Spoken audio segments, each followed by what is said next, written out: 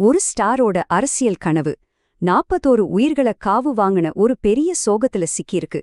நடிகர் விஜய மையமா வச்சு நடக்கிற இந்த பரபரப்பான சிபிஐ விசாரணைக்கு பின்னால் இருக்கிற உண்மைகள் என்ன? வாங்க இத பத்தி விரிவா பார்க்கலாம். 41 இது வெறும் நம்பர் இல்ல. செப்டம்பர் 27, 2025 அன்னிக்கு கரூர்ல நடந்த அந்த நெரிசல்ல பரிதாபமா உயிரிழந்தவங்களோட எண்ணிக்கை.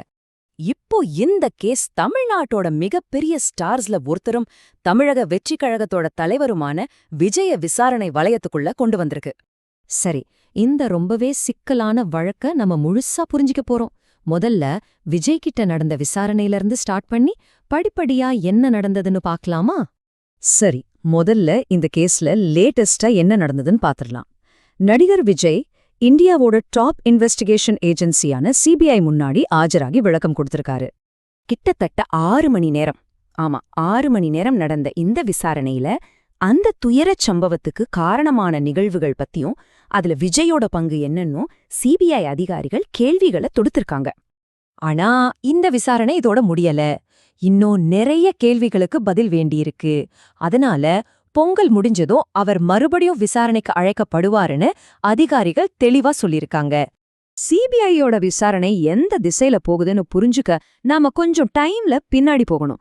அந்த சோகம் நடந்த செப்டம்பர் 27 உண்மையில என்னதான் ஆச்சுன்னு பார்க்கலாமாங்க. இந்த டைம்லைன் பாருங்க. அன்னிக்கு நடந்த சம்பவங்கள் எப்படி படிப்படியா ஒரு பெரிய சோகத்தை நோக்கி போச்சுன்னு நமக்கு தெளிவா காட்டுது. காலையில பெரிய கூட்டம் சேருது. மதியம் விஜயோட வருகை ரொம்பவே தாமதமாகுது. இதனால மக்கள் மத்தியில ஒரு விதமான சலசலப்பு ஏற்படுது. சாயங்காலம் கூட்டத்தை கட்டுப்படுத்த முடியாம போலீஸ் தடியடி நடத்துறாங்க. நிலவை இன்னும் மோசமாகுது. ஓகே, அன்னைக்கு இதெல்லாம் நடந்திருக்கு. சரி, இத வச்சு சிபிஐ விஜய் கிட்ட என்னதான் கேக்குறாங்க? அவங்களோட கேள்விகளோட நோக்கம் என்ன?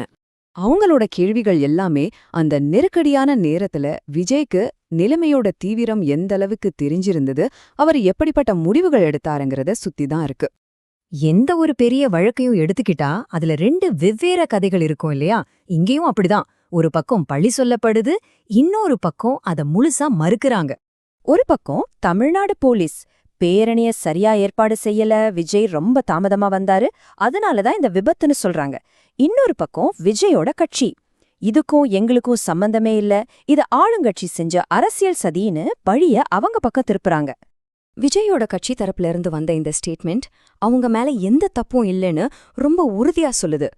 இன்னும் பெரிய அசம்பாவிதம் நடக்காம இருக்கதான் விஜய் அங்கிருந்து கிளம்புனாருன்னு அவங்க சொல்றாங்க.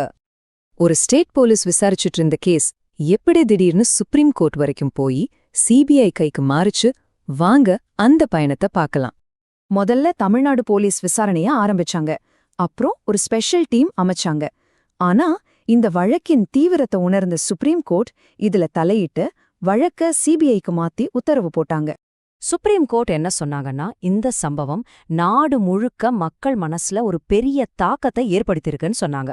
அதனாலதான் இது ஒரு சாதாரண விஷயம் இல்ல, தேசிய அளவுல முக்கியத்துவம் வாய்ந்ததுன்னு கருதி அவங்க தலையிட்டாங்க. அரசியல் தலையீடு இருக்குமோங்கிற சந்தேகம் வந்ததால விசாரணை பாரபட்சம் இல்லாம வெளிப்படையா நடக்கணும், அதுதான் சுப்ரீம் கோர்ட்டோட முக்கிய நோக்கமா இருந்துச்சு. மக்கள் விசாரணை மேல வச்சிருக்கிற நம்பிக்கைய காப்பாத்தணும்னு அவங்க விரும்புனாங்க. சரி, இவ்ளோ தூரம் வந்தாச்சு, இனிமே என்ன நடக்கப் போகுது? இந்த விசாரணை அடுத்த கட்டத்துக்கு எப்படி போகப் போகுது? விசாரணை இன்னும் முடியல. பொங்கல் முடிஞ்சதும் விஜய் மறுபடியும் விசாரணைக்கு போவார். அது மட்டும் இல்லாம சம்பந்தப்பட்ட எல்லா முக்கிய அதிகாரிகளிடமும் கட்சி நிர்வாகிகளிடமும் விசாரணை நடத்தி ஒரு முழுமையான ரிப்போர்ட்டை உருவாக்க சிபிஐ முயற்சி பண்ணிட்டு இருக்காங்க. சோ இந்த விசாரணையோட முடிவு கரூர்ல நடந்த அந்த சோகத்துக்கு நீதி கிடைக்குமாங்கிறத மட்டும் தீர்மானிக்க போறதில்ல, தமிழ்நாட்டோட மிக முக்கியமான அரசியல் பிரமுகர்கள்ல ஒருத்தரோட எதிர்காலத்தையே இது தீர்மானிக்க போகுது. என்ன நடக்குதுன்னு பொறுத்திருந்து பாப்போம்.